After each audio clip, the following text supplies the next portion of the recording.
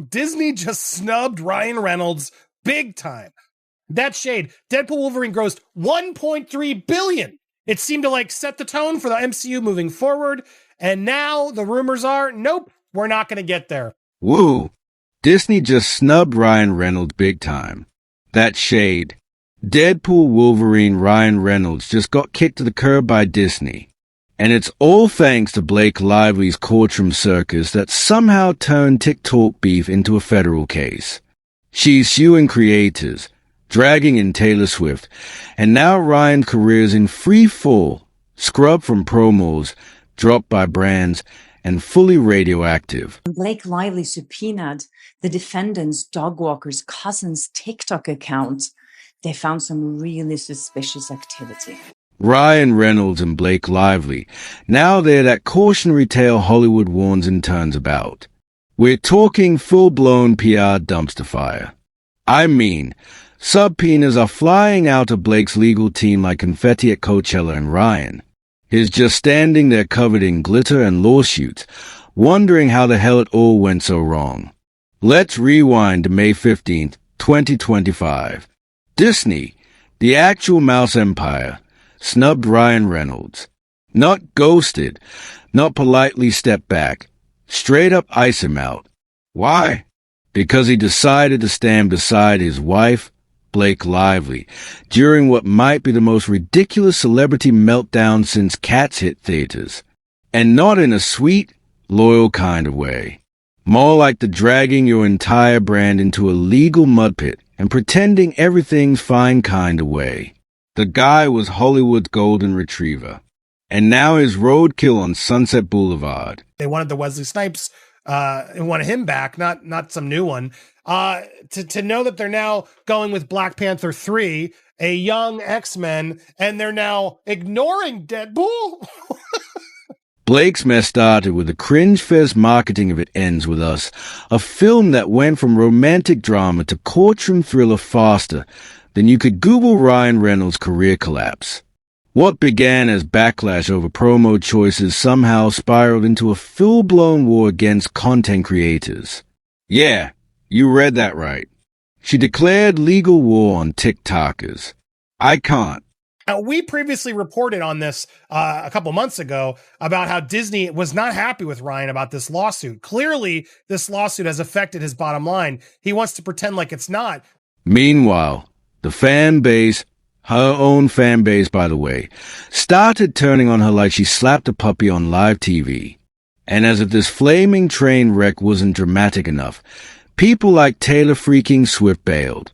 When Taylor ditches you, it's done. Wrap it up.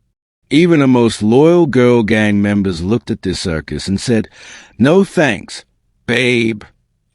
Blake and Ryan went from royal couple to you who invited them in record time. Now, let's talk about the day Ryan Reynolds walked into Disney HQ like everything was normal. On May 15th, the guy probably strolled in thinking they were going to talk about Deadpool merch or new PR campaign. Cute. Instead, Bob Iger himself was waiting with a professional equivalent of "you're out." This wasn't a suggestion. This was a 72-hour ultimatum. Publicly distance yourself from Blake, or we erase you from everything.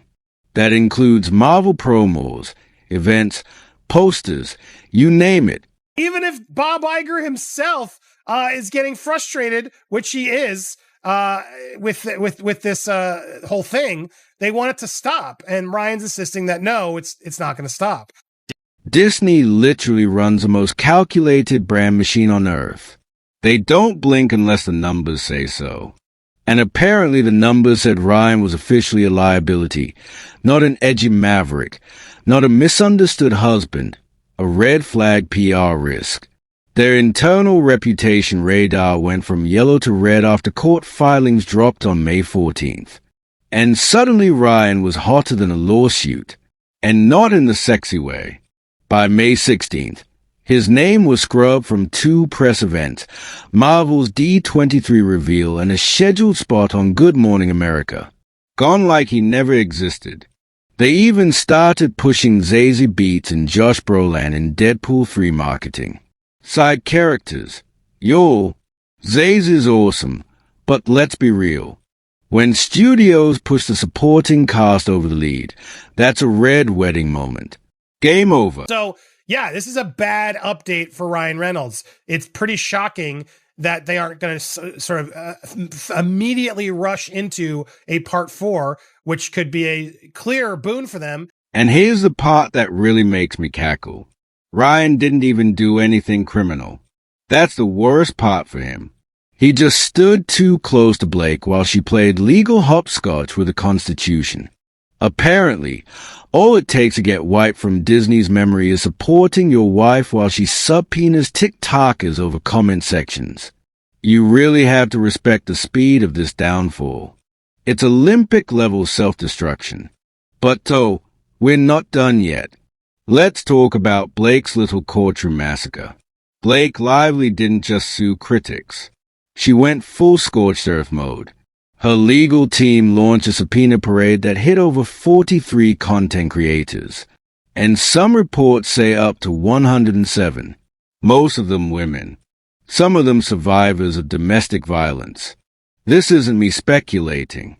This is documented. And for what? For making TikToks about how badly she marketed a movie. That's not legal defense. That's diva energy on steroids. Blake's team will probably withdraw our subpoena before the judge can even look at our case. That way she avoids consequences while we're left with the stress, the trauma, and the fear that she already got what she wanted. People found out not through formal legal notices, mind you, but through social media. One creator literally said they discovered they'd been subpoenaed by Blake after the deadline had already passed, and their private data might have already been handed over. We're talking names, IP addresses, SIM data, contact lists, even banking info just for criticizing her red carpet choices. Who needs stalkers when you've got a subpoena printer? Like us, many other content creators have been subpoenaed by Blake, most of whom are women, some of which are DV survivors. We don't know if TikTok gave her our info, or we can't get answers, and that's what's so terrifying. If a celebrity can weaponize the legal system to silence anonymous creators just for speaking out. And if you think Blake's team was organized and respectful, think again.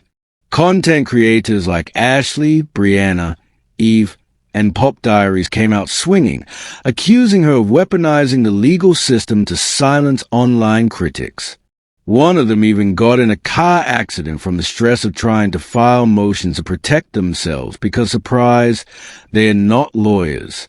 They are just internet users with opinions. And to be fair, they had every reason to ask Marvel because of Nice Pool, the mocking, etc. There was a lot of stuff that Justin was responding to. It wasn't just SH claims that he was trying to save Phase 4 over the summer. It was all of the bad press. This isn't just a legal nightmare. It's a full-blown attack on free speech wrapped in designer gowns and filtered Instagram selfies. And Ryan, Mr. Maximum Effort himself. He stood right next to it like a lost puppy who wandered into a crime scene and decided to defend the robber. He didn't just stay silent. He basically became Blake's unpaid legal mascot. No wonder Disney hit eject. Bad news. This is absolutely bad news for them. And so I think it's hard to not see this as Disney getting fed up. Ryan Reynolds built an entire brand on being likable, funny, chill. The guy made fart jokes into an empire, but apparently all it takes is backing one woman with a vengeance complex. And suddenly you're not Deadpool, you're just deadweight. And watching him go down with the Blake ship is the most entertaining plot twist Marvel never scripted. So yeah, this is where we're at. The internet's former favorite couple is now the industry's favorite cautionary tale. Reynolds thought silence would protect him, but all it did was tie him to a tornado in Louis Vuitton heels. Meanwhile, Blake Lively turned her legal drama into an Olympic sport, racking up subpoenas like she's collecting infinity stones. I firmly believe they're fed up. Look, they filed a motion to quash it. They didn't want to be anything to do with this. Why would we be in this? This is crazy. So May 14th rolls in and boom, court filings drop like a nuke. And not just any filings. These little gems contain private text that drag Taylor Swift straight into the drama.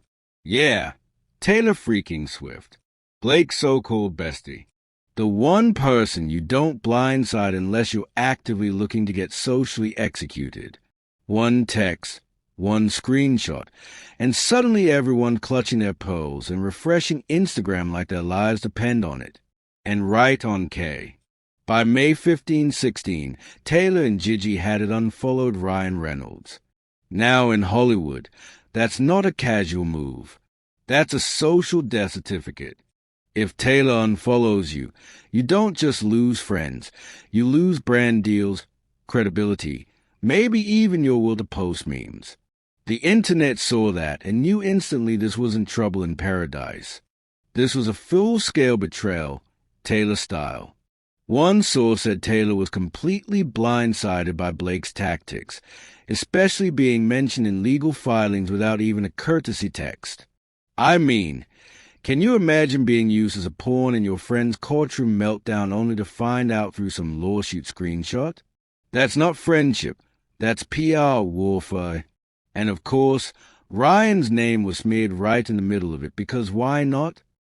Clearly, Ryan was instrumental in the marketing of the movie, and the marketing was a huge problem. So, yeah, Ryan now has to save face to prove that, no, it wasn't his fault. The marketing wasn't my fault, babe. And also, Blake doesn't like to get the bad press. But wait, it gets even better. These texts didn't just name-drop CBS. They expose how Blake and Ryan were literally scripting their public image. Silence is our best weapon. She messaged him on February 28 like it's a Marvel movie and they're battling Thanos. No, girl, this is not a spy thriller. You're being sued for supporting TikTokers and possibly tanking your own marriage. Maybe not the best time for Bond-level strategies. It's not just Blake's fault, but the way Blake went about it and everything else, it was sketchy, super sketchy. So full disclosure, we have filed our Google subpoenas now out as well. Speaking of the marriage, wow. Just when you think it couldn't get more unhinged, May 17th hits. Blake reportedly breaks down in tears at their fancy Bedford estate, literally begging Ryan not to testify. I mean, not metaphorically. She's sobbing. Desperate. Don't do this. Just stand with me. And Ryan, ice cold. He hits her with I'm not going down for this.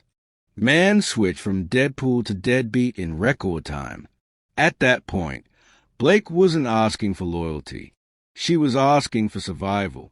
And he straight up said, nope. That tells you everything you need to know.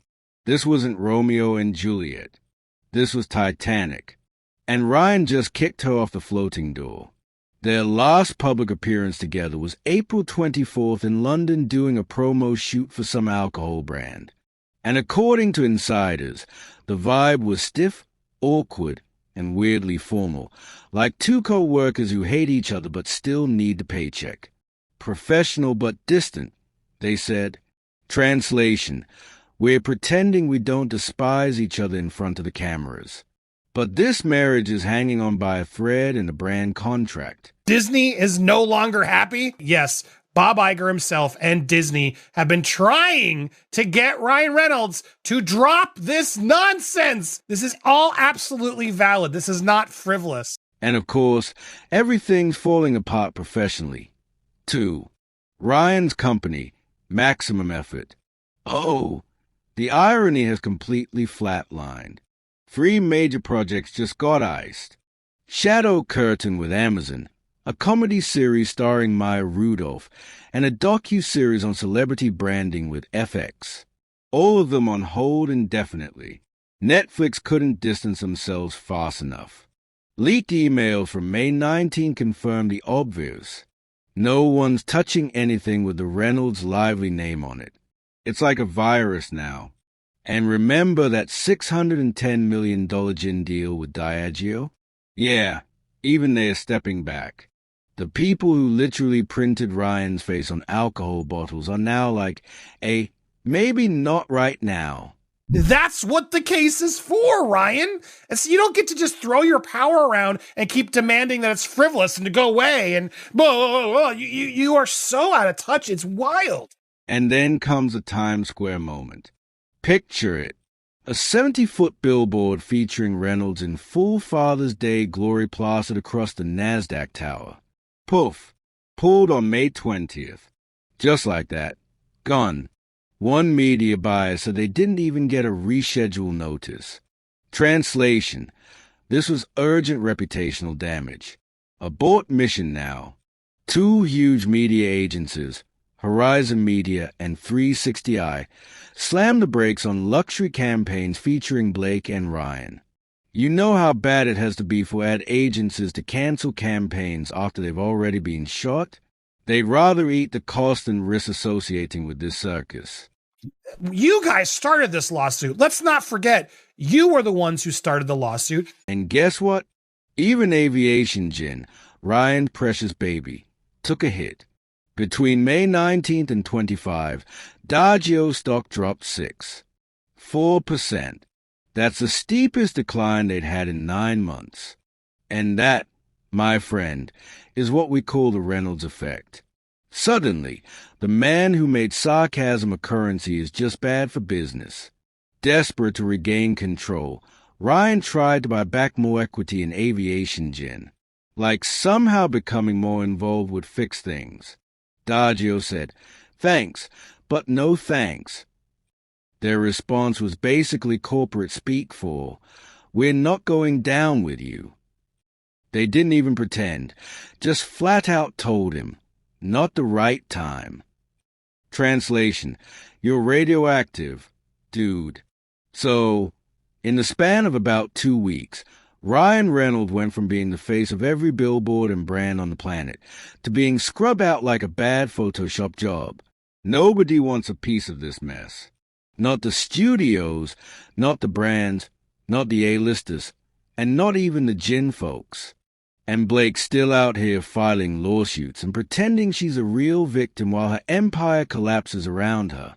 Meanwhile, Ryan stands there like a malfunctioning bobblehead, watching every project his touch get frozen, paused, or deleted from existence. Let's just start with the fact that Blake Lively has filed a 3rd amended complaint. And this time, it's over 700 pages long. 700 pages. Girl turned her lawsuit into a Marvel script minus the plot, coherence, or likability. She's not just suing anymore. She's submitting a dystopian novel to the court. I'm convinced her lawyers just Kroll+Seed Reddit threads and pasted them into a PDF. Hello, everyone. There's been another 700 pages that's been added to this legal drama since yesterday. It's bananas. But wait, it gets better. In this door-stop-size legal document, she literally accuses Justin Baldoni of orchestrating a TikTok smear campaign from a hammock in Maui. No, I'm not kidding. She's basically claiming that while Justin was on vacation with his wife and kids, he was somehow controlling the TikTok algorithm like a Bond villain from a beach chair with pineapple juice in one hand and internet destruction in the other. That's the level of logic we're dealing with here. All of the bad press that Ryan, all these little intuitions, all these things were putting himself out there to make fun of Justin Baldoni. Meanwhile, Blake is crying emotional distress because of red carpet hate comments. You know, the real war crimes. She says she's traumatized, but she's been walking those same carpets in custom Chanel, debuting a new designer outfit for Subpoena like it's New York Fashion Week. If this is distress, then pass the trauma because she's glowing. But here's the breaking news. While Blake Lively was heroically enduring the trauma of internet backlash by walking red carpets in fresh off the runway couture, Justin Baldoni was engaged in very suspicious activity. And the stuff she's included as evidence. Get this? She's mad people were commenting that her name was placed higher than Anna Kendrick's on a poster. Not death threats, not defamation, a poster. Like, imagine walking into court, looking a judge dead in the eyes, and saying, "Your Honor, I'm suing because they said I had top billing. If that isn't clown behavior, I don't know what is. But wait, now she's calling herself a whistleblower. Let that sink in. Blake Lively, whistleblower. She's not outing government corruption. She's mad people didn't like how she promoted her movie. It's like watching someone claim to be Rosa Parks because they didn't get enough likes on a sponsored post. She wants to be seen as a hero for suing YouTubers over captions. And somehow she's doing this while backed by New York Times, Vogue, Glamour, and Elle. The irony is louder than her publicist's next meltdown. Justin and his digital army was controlling every TikTok and YouTube algorithm and group chat from Maui to Mars to make sure that people didn't like her. And while she screams media manipulation, she's out here literally manipulating media. Every outlet she names has been slobbering over her like she invented feminism. All while her brands Betty Buzz and Betty Booth continue to roll out new launches like it's business as usual. Meanwhile, comments on her product pages are filled with backlash, dragging her harder than a Real Housewives reunion. But she just keeps launching because if there's one thing Blake loves more than a courtroom monologue, it's capitalism. And of course, in her 20-year career, she's never experienced this kind of hate. Really, TikTok criticism is now the emotional equivalent of war trauma. Sis, welcome to the internet. You don't get to sue your way into universal approval. This isn't a scripted Netflix special. Not everyone's going to love you, especially when you act like a villain straight out of a CW soap. Because nothing says target of cyber abuse like arriving on a film premiere in a custom Chanel while claiming your emotional distress was caused by someone's TikTok caption. Now, let's talk about Ryan. Remember him? Hollywood's sarcastic sweetheart. Well, he's officially out here losing Deadpool. Disney launched an internal review into his behavior because apparently this man was sending texts during Deadpool 3 filming and not good luck messages. We're talking leaked convos with outside parties about Blake's mess. And that's a big no-no in Marvel land. Then on May 16th, Marvel dropped behind-the-scenes promo pics for Deadpool 3. Reynolds nowhere to be found. He was literally on set, still invisible. That's how badly Disney wants us to forget he exists. And now there's talk of replacing him with Taron Egerton, the King's man himself. Imagine building a franchise only to be swapped out like an expired yogurt in the fridge. Some legal experts are calling this a bold new frontier in litigation, feelings-based lawfare. If successful, this case could open the door for millions of fragile public figures. Even worse, Disney slashed merchandise projections by 34%. Retailers like Hot Topic are now asking whether they should pull Reynolds-themed Deadpool items off the shelves. You know you've hit rock bottom when even emo teens don't want your face on their hoodies. And speaking of being erased from existence, Ryan's agency WME hit him with the ultimate kiss of death on May 21st. They move him to indefinite pause status in their database. That's the industry equivalent of putting a do not resuscitate on your career. You don't come back from that without a full reputation resurrection and maybe a public exorcism. Netflix didn't waste time either. They canceled a $40 million action comedy called Lockstep. Just dropped it like a hot lawsuit. The reason? Escalated brand risk. In other words, Reynolds' name is now one step above actual felons when it comes to PR safety. An internal audit flagged his brand risk at 40%, up from under 5%. Let that number cook for a second. This guy went from safest celeb investment to, call legal in less than 6 months. That's the kind of trajectory that makes even Ezra Miller look like a manageable liability. And if you thought it couldn't get worse, Diageo, the liquor giant that bought Aviation Gin, has now swapped Ryan's face out of their branding. He used to be the brand. Now has been replaced with generic stock images. Even his philanthropy gala got canned. The event that raised millions for kids gone. Not because he couldn't fund it, because nobody wants their name next to his right now. And here we are. Ryan Reynolds, once the golden boy of Hollywood, is now labeled a Category 3 endorsement risk, a classification usually saved for people with actual legal charges. Meanwhile, Blake is still out here filing lawsuits, dropping skincare, and playing the victim while the world burns around her. From Deadpool to deadweight, from Betty Buzz to buzzing subpoenas, from red carpets to red flags, no apology, no accountability, just a collapsing empire built on sarcasm, subpoenas, and a delusional sense of victimhood. Stick around because this Hollywood disaster isn't over.